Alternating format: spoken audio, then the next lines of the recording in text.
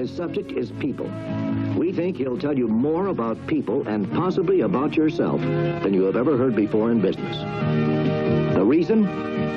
The better you understand your customer and yourself, the better you can serve both. And only you can make the difference.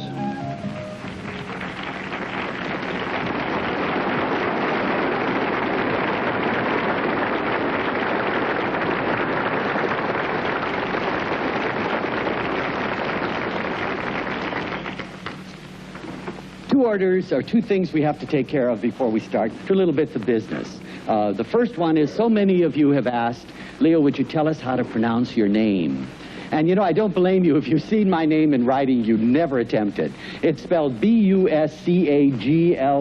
and it's pronounced like everything in the world. And I love telling stories about it, which I'd like to tell you just one or two. But the one that I love the best is making a long-distance telephone call and the line being busy, and the operator saying to me she'd call me back just as soon as the line was free. And when the phone rang, I picked it up, and she said, would you tell Dr. Boxcar that his telephone call is through? I said, could that be Buscaglia? She said, sir, it could be damn near anything. My name is Felice Leonardo Buscaglia, and I love it, but you can call me anything you like. That's order business number one. Order business number two. I had a really crazy, wonderful, magical immigrant mama who was very large, who laughed a lot, and who believed in many, many things. And she influenced my life in so many ways. And she taught us about the value of laughter and the value of joy. So our house was always full of laughter. And another thing she said is, every time you get before an audience, always try to dress nicely, Felice. Put a tie on, put a jacket, because it shows that you respect them. And you know, I really can't work with a jacket and a tie, but I want you to know that I respect you. And now that you know it, I'm going to take them off, and then we can get working, okay? That's order of business number two, and now we can go ahead. I wanted to meet the sales managers and the salesmen to whom I would be speaking. And the thing that I feel we have in common more than anything else is the fact that all of us are in people-oriented professions. When you really think about it, that I, as a teacher, I'm in the process of selling knowledge. You're in the process of selling what you consider to be equally important. But the thing that we're selling is not the object, but we're selling people. And when we lose sight of that, we've missed the boat. It's people that are the essence. And so I'm not here to talk to you about how to sell. You're the experts in selling. But I have an expertise just beginning. Actually, I've been working for 30 years on trying to understand the magic and the mystery of human behavior. What makes people act the way they do? What makes them respond? What turns them on? What gets them excited? And at the other side, what puts them down? What causes them to walk away? What causes them to reject? And about that, no one is an expert. And you know, basically, I found out that in terms of having to communicate with people, probably the greatest deterrence is the fact that so many of us devalue ourselves. We don't believe in ourselves. We don't trust ourselves. You know, I did a study year after year after year in my psych classes with my young students, and I asked them a simple question. If you could be anybody in the world, whom would you select to be right now? Do you know that over 80% would prefer being somebody else? Well, let me remind you that you're all that you have, and until you get to the point that you can recognize that, appreciate it, you'll never convince anybody else that you have any worth. So it all starts with you, and you can only give to others and convince others to the extent that you have, and you're convinced about yourself. The magic of working with people is that we've never been able to discover an end to human potential. You can call yourself the expert in the sales field. If you're wise, you'll know you're only just beginning. There is so much more to learn.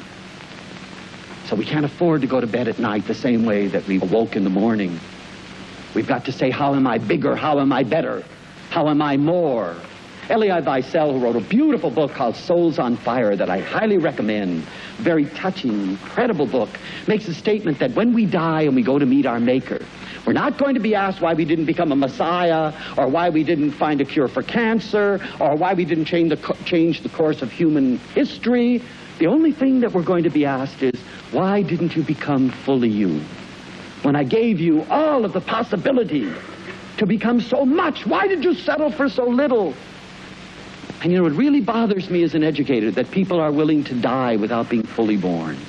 And I keep reminding them, there's more, there's more, there's more. You know, the world is built of incredible things that other people have said it's not possible of. Don't you believe it? Anything you can dream, by the very nature that you can dream it, makes it possible. But I still hear it's not possible. Or that's the way it is and it can't be changed.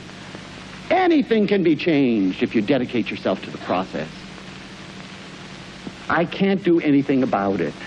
Oh, yes, you can. Oh, yes, you can. And things like you can't teach an old dog new tricks. Don't you love that one? That's an insult even to an old dog. I've taught all kinds of tricks to old dogs. Don't you believe it, and don't fall in those traps. So many of us believe that everything has to go our way. We define a good day by how happy we have been rather than how happy we've made others. I remember being trapped in the airport in Chicago. We were snowed in. I'm sure many of you have had that experience at O'Hare. And I was sitting there in the airport. When those things happen and there's nothing you can do about it, why get ulcers? You know, I still have not learned how to change the weather. And so I sit down and I say, okay, so here I am. Now, how can I make the best of this situation? And there was a man there screaming at this poor hostess and saying, I want to get to Cleveland. I've got to get to Cleveland. And you could see on her face, boy, would I like you to get to Cleveland. Fast, you know. Here he was screaming and screaming. And here was a woman, she must have been in her 70s, who decided that she was going to go around and collect up all the little kids with mamas that were traveling with children and relieve mama to go to the bathroom, to get something to eat, because by the way, they announced that we could eat wherever we wanted to. We could have all there was to drink. You know, this is heaven. What is he screaming about? Well, this woman went around and she was saying to different women, you know, I was a kindergarten teacher, and I can sit down with your kids, and you don't worry about it, because I'm going to tell them. So here was this one woman over here being a kindergarten teacher and helping others. And here was this man whose voice was resounding all over the airport, screaming and yelling. Now, what's the difference between those two? An understanding that the world was not made for you. I mentioned to several people today that I had the opportunity to talk to the Dalai Lama of Tibet, and it was a beautiful experience. But the one thing that was the most essential that he taught me was he said the purpose of life is to help others. And then he smiled slightly and he said, and if you can't help them, would you at least not hurt them? And then another thing we've got to get back to, it seems to me that we are a very, very serious-oriented society. We are so serious. Everything is serious. I say we need to be a little mad again. Get in touch with our madness. I'm not saying go out and use your craziness to abuse, but rather to lighten things up, to make people laugh. But you know, if you look up the dictionary definition of madness, you know what it says, among other things? It says ecstasy. And it says enthusiasm. And those are the things about madness that I'd like us to get in touch with again, so that we can laugh and get away from routines. You know, most of us are bored because we are locked into routines. Think about it. You go to work the same day, the same way every day. Go from this point to this point. You get out and you do the same thing. You pour the same coffee. You say hello to the same person. You know, just one day, will you do it all backwards? Just see what happens. Find a new route to work. In fact, find a new route every day. And instead of getting up in the morning and getting up on the right side of the bed, get up on the left side. Roll over your wife. She says, what are you doing? You say, I'm changing my life. It may be the most important morning of your life. But really, you know, real madness comes from that kind of routine where you will fall into dullness.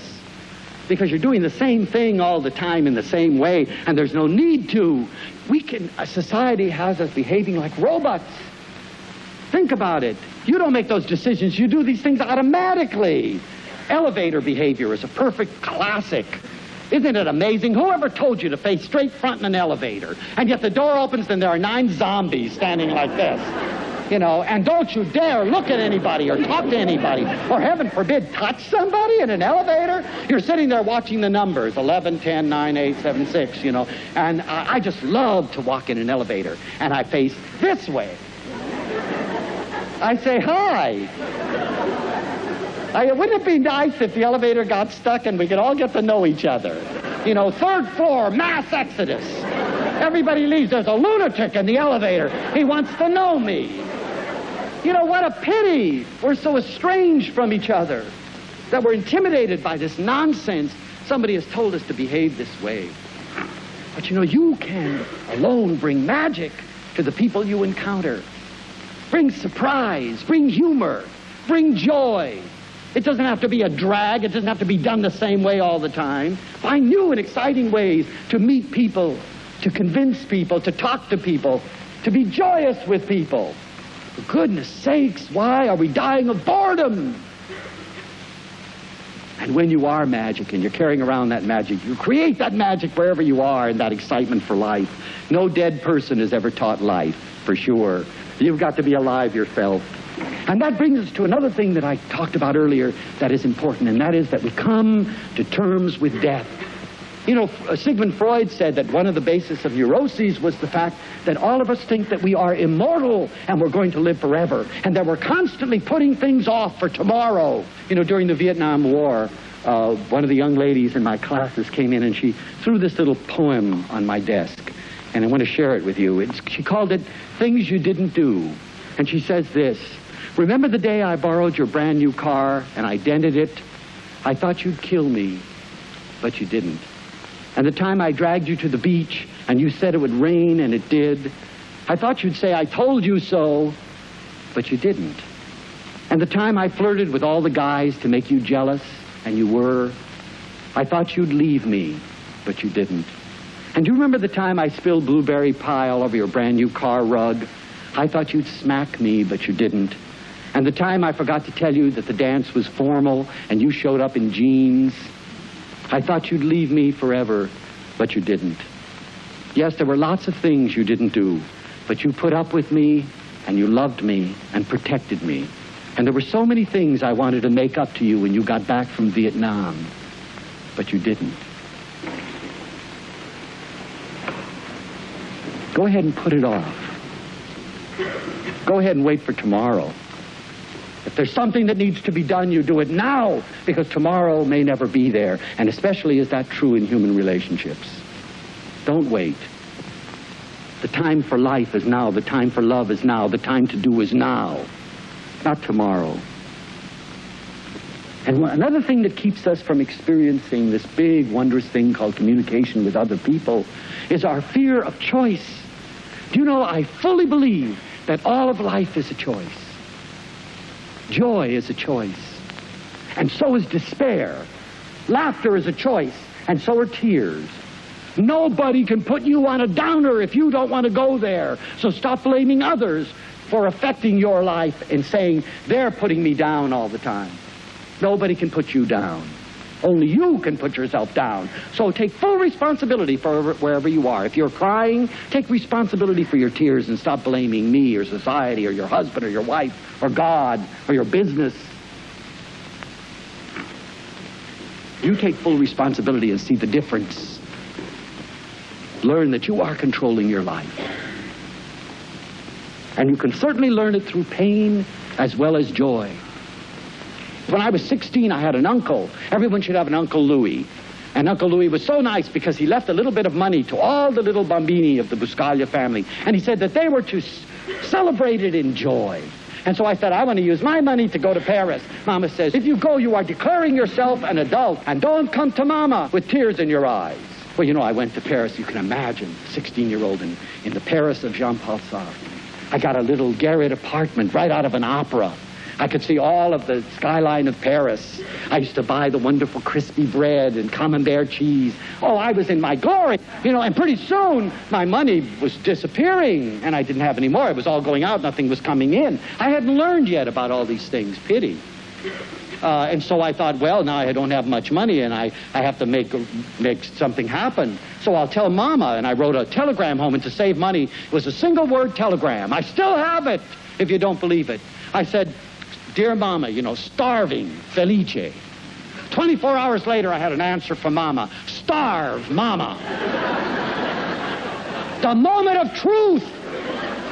Boy, did I learn through pain. I learned what hunger was. I learned what cold was. I learned what it meant to have friends that were superficial.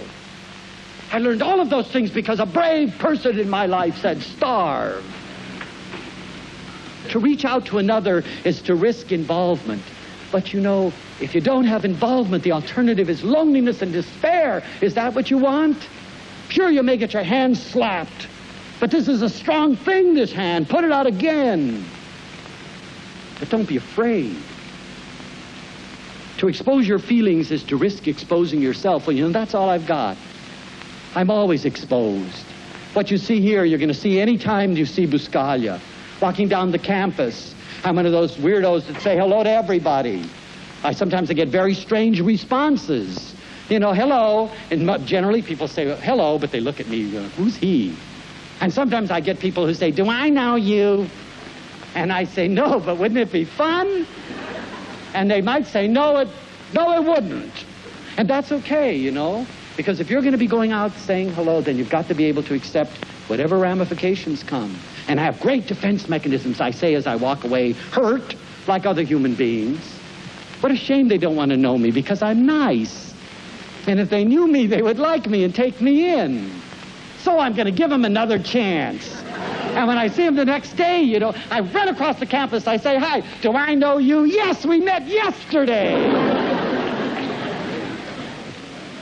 To place your ideas and dreams before the crowd is to risk ridicule. Well, you have a right to your dreams and your ideas. Risks must be taken, because the greatest risk in life is to risk nothing. The person who risks nothing, does nothing, has nothing, and is nothing.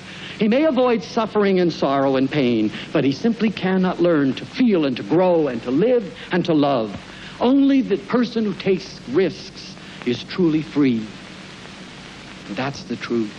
We've got to make ourselves vulnerable again. We're afraid to be lovers. We've got to be able to state it and not to be ashamed of it. To let people know that we truly and genuinely care about them and that they're more important to us always than things. Learn to listen to people again. So often we are so wise that we already have the next line of dialogue before the person we're talking to has ever even finished what they've said. We haven't even listened to them. We haven't heard them. We don't look at anybody. That's what's called being treated like an it. Nobody looks at you anymore. Nobody really listens to you anymore. And heaven forbid nobody touches you anymore. The Buscaglias were great huggers. And that's continued in a very natural way to my present state of living. I always tell my students now, when you come and see me in my office, I'm going to hug you. And if that bothers you, take your tranquilizer. Because I don't believe you until I do. We're one of the few cultures left that still stand the way Emily Post tells us to do and extend our hands and say, "How do you do?" Talk about a distancing phenomenon. How do you do? Try how do you do sometime. Makes a tremendous difference. You become real. And if you can't handle it with strangers, try it out again in your own family. I'm the only person in the School of Education that hugs the dean. Nobody hugs that poor man. He's behind this enormous desk, And I remember the first time I did it, I was sitting there and he was saying these beautiful things, and I was growing in his presence, and I wanted to thank. I said, "You are remarkable." And I went around the table, and he's on one of those swivel chairs, and he's going, "Ah!" And I throw my arms around him. And then I was consistent, because every time I see him, I hug him. And now I know he likes it because he cuddles. And another thing, you're not going to break your face by smiling at people. And you know, that seems almost naive, but I say to people, how are you today? And they say, fine. And I think, well, why the hell don't you tell your face? I'm not going to approach you looking like the Rock of Gibraltar. Show me you're approachable. Pay compliments. We've forgotten how to accept them, and we really are fearful of paying them. I never have any difficulty paying honest compliments. Just look around you. You know, you have a beautiful face. You have wonderful eyes. You're a very gentle man. I've noticed I haven't disappeared or fallen to pieces. You know, I was in Arizona, and we saw this greasy spoon was what it looked like, and it smelled like it when you got in. And I said to the girl, what's your specialty? You know, what did I know? And she said, our pork chops. And I thought, oh, God. You know, that's going to finish me off forever. But I thought, what the hell? Let's live dangerously. I'll order the pork chop. Well, you know, they came to me, and they were gorgeous. I never saw anything like them. They were huge, and they were done just like I love them. And so I ate these pork chops, and after I finished, I called her over, and I said, those were fantastic. Well, you know, she was amazed. And I said, I'd like to compliment the chef. She said, what? I said, yes, I really like to let him know. So she said, well, okay, but that's never been done before. I said, would he mind? And she said, no. So she went back, and this great, huge guy with tattoos, you know, with this greasy apron came out, and he said, what do you want? You know, and I said, these are the best pork chops, and I've eaten in the best gourmet restaurants in the world, in Paris, in Rome, in New York, in Los Angeles, and I've never tasted things like that. You know, this guy was so taken aback, and he said, oh, you want another one?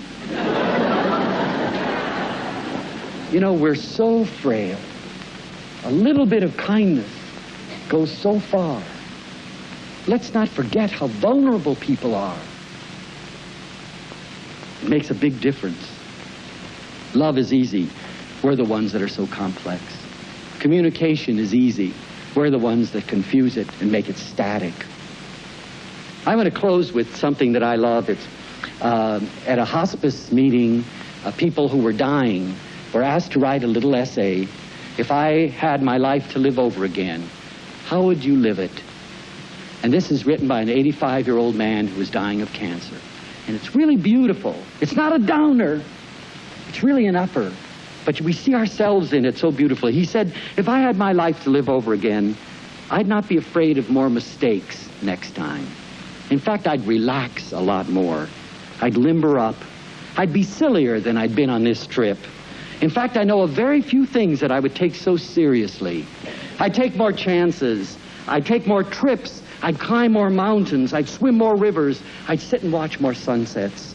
I'd go more places I'd never been before. I'd eat more ice cream and fewer beans. I'd have more actual troubles and fewer imaginary ones. You know, 90% of what we worry about never happens anyway. And yet we worry and we worry and we worry and we worry. Worry when it's there.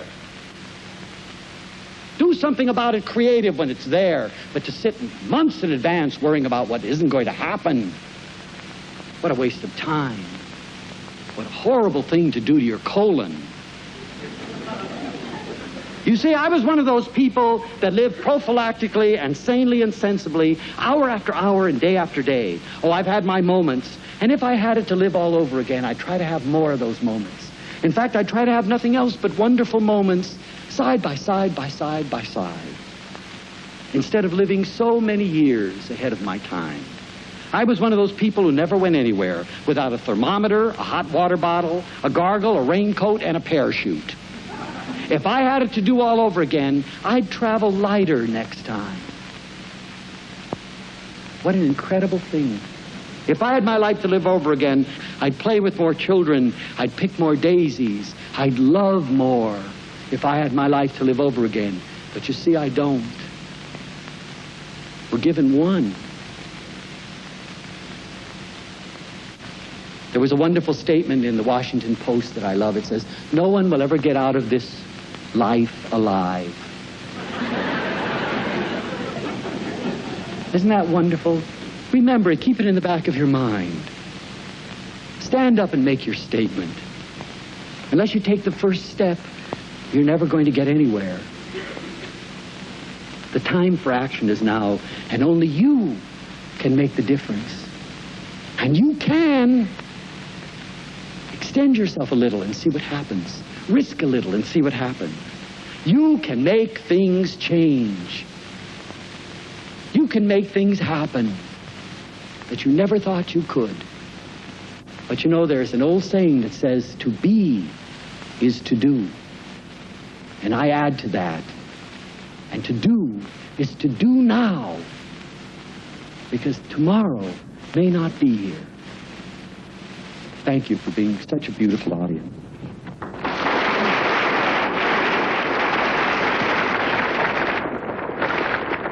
The thing that we're selling is not the object, but we're selling people. To let people know that we truly and genuinely care about them. You can make things happen that you never thought you could. If there's something that needs to be done, you do it now.